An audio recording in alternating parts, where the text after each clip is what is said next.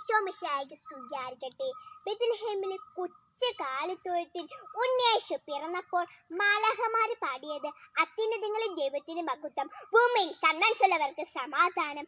അതേ സന്തോഷത്തിന്റെ സമാധാനത്തിന്റെ ഇതാ ഒരു ക്രിസ്മസ് കൂടി വന്നെത്തി.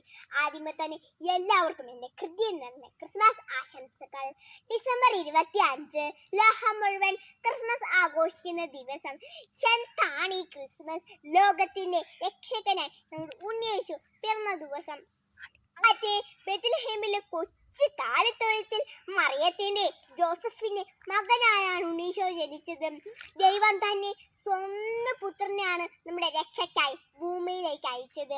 ആ പുണ്യദിനത്തിന്റെ ഓർമ്മയ്ക്കായി ഓരോ ക്രിസ്മസും നക്ഷത്രങ്ങൾ തെളിയിച്ച് പുൽക്കൂടുകൾ ഇട്ട് ക്രിസ്മസ് ട്രീ ഒരുക്കി കേക്ക് മുറിച്ച് നമ്മൾ ആഘോഷിക്കും.